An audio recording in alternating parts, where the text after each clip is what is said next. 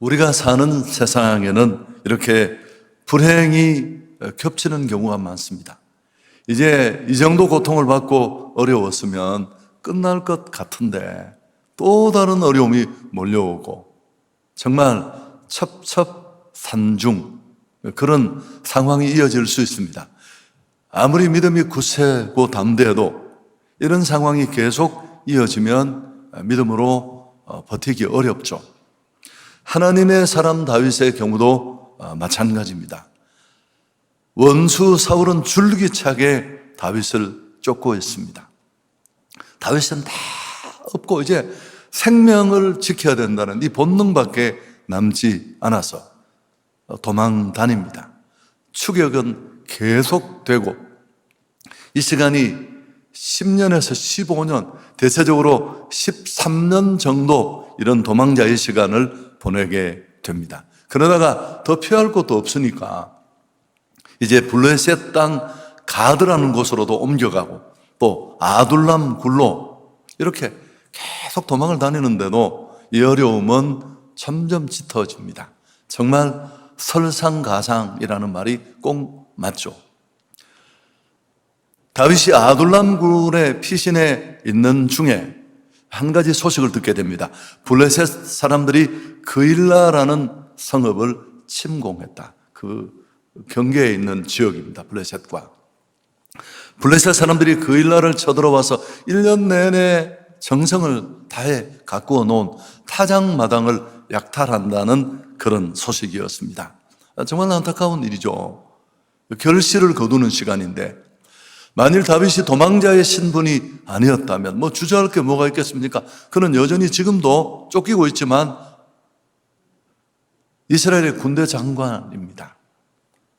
기꺼이 자기 휘하에 추종자들을 끌고 가서 이런 문제를 해결하고 그일라를 구원할 수 있었을 텐데 상황이 그렇지 못합니다. 당시 상황은 내려갈 수 없잖아요. 자신도 쫓기고 있는 상황이었기 때문에 그때 다윗이 어떤 반응을 보이느냐 하면 그 내용이 오늘 우리가 읽은 본문에 나와 있는데 하나님께 묻습니다. 하나님의 뜻을 구하는데요.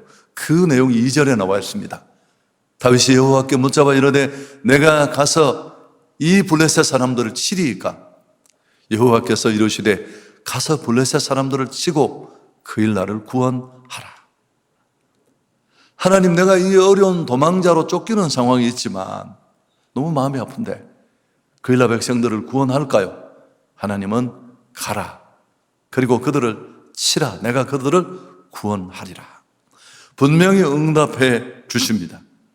하나님의 이런 응답에도 불구하고 다윗을 따르던 그 400명에서 600명 되는 추종자들의 반응은 아주 냉담했죠. 3절에 그들의 반응이 실려 있습니다.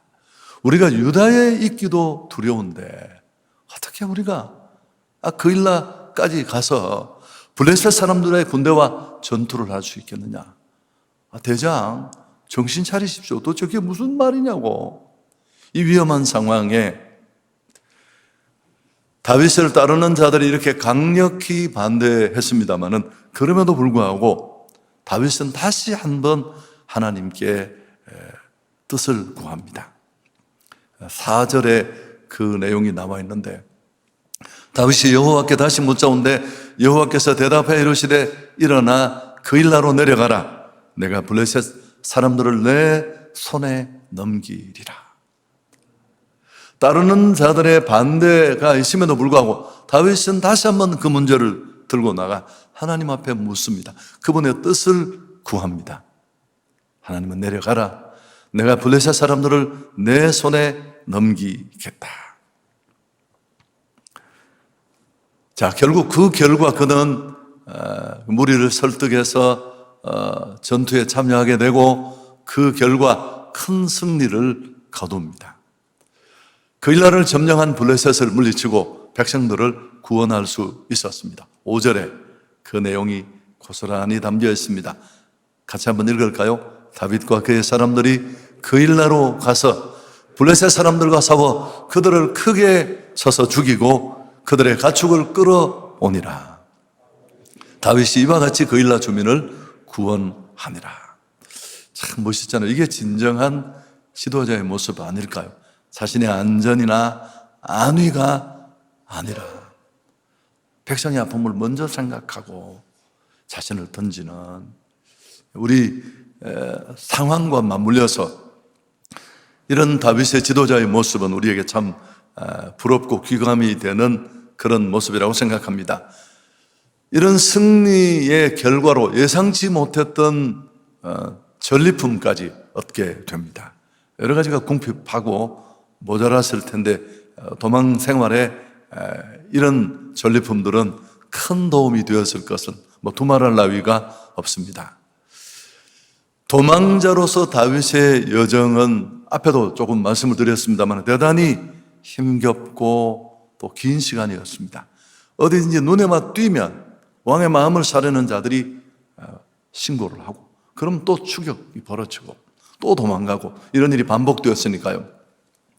근데 하다못해 도망가다가 너무 지쳐서 죽음과 자기 사이가 더 가까워진 것처럼 여겨지자 그는 블레셋 땅으로 망명을 합니다.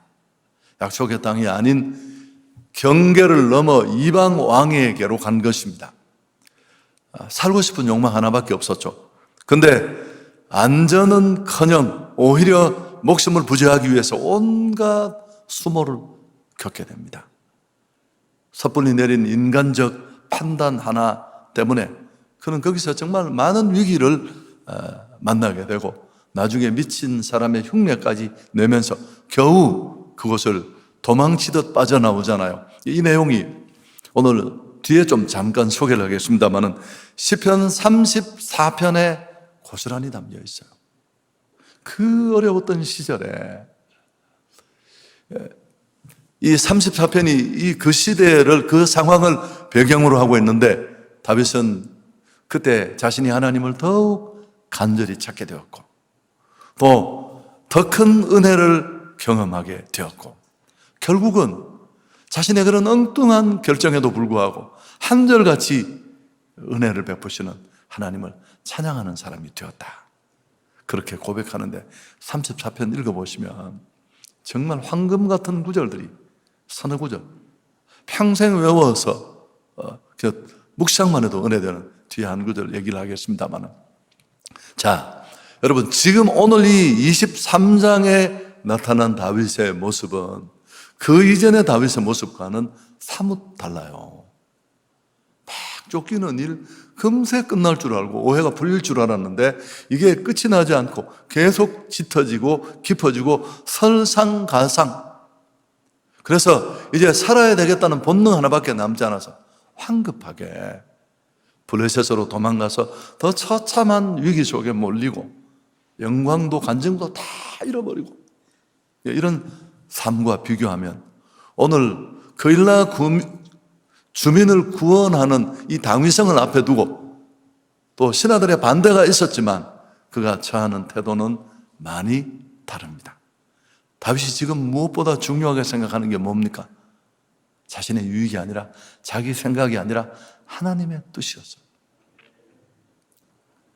세상은 크게 두 종류의 사람으로 나누어집니다. 교회를 다니든 다니지 않든 다 그 범주 안에 포함될 수 있는데요, 내 뜻대로 내 생각대로 사는 사람과 하나님의 뜻을 따르는 사람입니다. 교회를 다니더라도 내 생각을 쫓아 사는 사람이 많아요. 종교인이죠. 교회를 다니는 거죠, 그냥. 그게 전부입니다.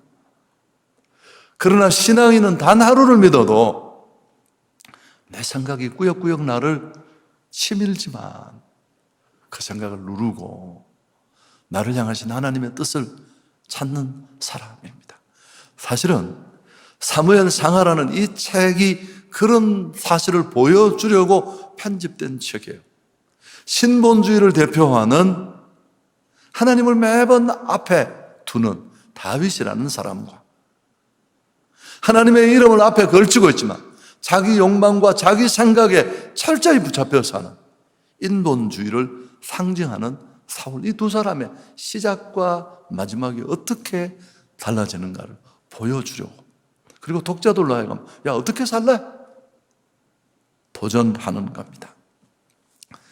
여러분, 우린 다윗처럼 살아야 합니다. 그래야 하나님이 책임져 주시고, 힘들어도 그곳에는 간증이 있어요. 뿐만 아니라 우리가 그분의 뜻에 귀를 기울이며 나아갈 때 사명도 이룰 수 있습니다. 파스칼이 그런 얘기를 했습니다. 진정한 그리스도인이 되는 것은 나의 모든 것, 몸, 마음, 시간, 명예, 물질, 영혼까지도 주님이 사용하시고 주장하시도록 맡기는 것이다. 내가 가진 그 어떤 것 하나도 내 것이 아니고 다 주인 되신 하나님이 내게 맡기신 것이니까 당신의 필요에 따라 쓰십시오. 그러면서 이 파스칼은 순종이 뭐냐? 하나님의 뜻에 자신을 맡기고 따르는 것이 순종이다. 무엇 하나 하고 안 하고가 순종이 아니라 내 생애 전체가 그분의 것이고 그분에 맞게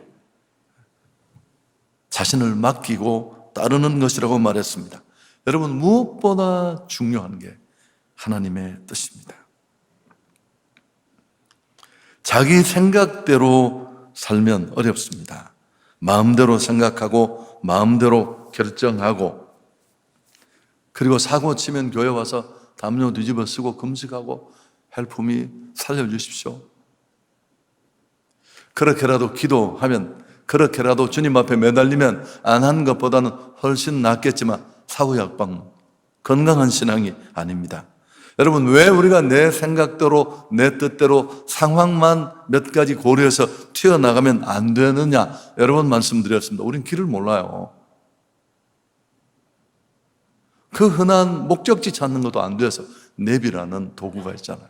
하물며 이 복잡한 인생의 길, 우린 몰라요. 한치 앞을 모르잖아요. 정말 좋은 게 뭔지 우리는 몰라요. 좋은 게 아니에요. 제가 살아보니까 손에 들고 이걸 왜 받았지, 이걸 왜 주지 싶었는데 나쁜 게 진짜 나쁜 게 아니에요. 그러나 하나님은 아시는 줄 믿습니다. 하나님은 우리의 선한 목자가 됩니다. 이런 인간적인 결정의 폐해는 엄청납니다. 다윗의 경우가 그렇잖아요. 아니, 살려고 건너간 그 땅입니다. 그런데 그 결과는 너무 비참했습니다. 사울이라는 적 원수는 따돌렸을지 모르지만 상상할 수 없는 바닥을 칩니다. 여러분, 그때 다윗의 상황과 시편을 읽어보면 다윗이 정말 하나님의 사람인가 싶은 의심이 들 정도입니다. 소읍시글락에 거하면서 완전 산도둑놈처럼 삽니다. 거짓말을 그냥 밥 먹듯이 하고 1년 6개월은 그에게 정말 어둠의 시간, 지옥 같은 시간이었습니다. 그러다 심지어 궁지에 몰려서 자신의 전향의 진정성을 의심하는 사람들 때문에 자기 동족 이스라엘과 전쟁을 치를 궁지에까지 몰려잖아. 만일 그가 이 전투에 참여했다면 그는 아무리 기름을 몇 대를 머리에 뒤집어 쓰든지 차기 이스라엘의 왕이 될 수 없습니다. 결정적인 결격 사유가 되었을 텐데 하나님은 겨우 그 위기를 빠져나오게 해주시고 돌아와 보니까 아말렉이 그 사이에 시급시글락을 다 덮쳐서 가족들 다 뺏어가고 데려가고, 이 사실을 목격한 휘하의 400명 넘는 공동체가 네가 지도자냐, 돌을 들고 반기를 들고, 과거 번역 생각하죠. 다윗이 군급했다. 아마 그의 인생에 몇 번밖에 없을 큰 위기 앞에 그는 직면했습니다. 여러분, 자기 생각에 앞설 때 어떤 결과를 초래하는가를 그는 엄청난 대가를 치르면서 뼈저리게 온몸으로 체득한 것 같습니다. 그리고 난 다음에 이제 23장을 맞는 거예요. 거일라 거민이 위기를 만났을 때 인간적인 마음으로 그의 미래나 지위를 생각했을 때 당연히 이 전투는 참여하고 주민들을 구원해내야 하는데 그는 하나님의 뜻에 관심이 있었던 겁니다. 제가 성경을 쭉 읽는 동안에 이 구절이 꽂혀서 이 설교가 만들어진 거예요. 22장 3절이에요. 자, 22장 3절을 우리 같이 한번 읽겠습니다. 다윗이 거기서 모압 미스베로 가서 모압 왕에게 이르되 하나님이 나를 위하여 어떻게 하실지를 내가 알기까지 나의 부모가 나와서 당신들과 함께 있게 하기를 청하나이다. 그게 도망을 가면서 모압 왕에게 자기 어머니 아버지를 부탁하면서 그가 내뱉은 말이에요. 뭐라고 했습니까? 하나님이 나를 위하여 어떻게 하실지를 알기까지. 자, 이게 너무너무 좋아요. 내 생각이 아니라 지금 할 수 있느냐 없느냐는 상황적 판단이 아니라 하나님이 뭘 원하는지를 알기까지는 내가 움직이지 않겠다. 어떤 결정도 하지 않겠다라는 그 의지가 여기 고스란히 담겨 있잖아요. 하나님의 뜻을 알기까지. 그래서 제가 제목을 이렇게 잡은 겁니다. 좀 이 얘기를 펼쳐본다면 자기 판단으로는, 자기 지혜로는, 자기 꼼수로는 이 난관을 극복하지 못한다. 그런 생각. 나는 길도 모르고 나는 이 문제를 풀 수 있는 해법도 내게는 없고, 아니 인간적으로 몸부림을 쳐봤더니만 더 실타래처럼 꼬여서 다 어려워지고 두 손 두 발 다 들고 나는 할 수 없습니다. 여러분, 이게 겸손입니다. 겸손. 겸손이 사탕 2개 있는 거 넘어가라 나먹어라 이게 아니에요. 크신 하나님을 제대로 보고 그에 비해서 아무것도 아닌 나를 보고 이 두 가지 모습이 투영될 때 나타나는 피조물의 다소곳한 피조물다운 모습. 하나님께 묻습니다. 아마 묻는 방법, 이 뜻을 구하는 건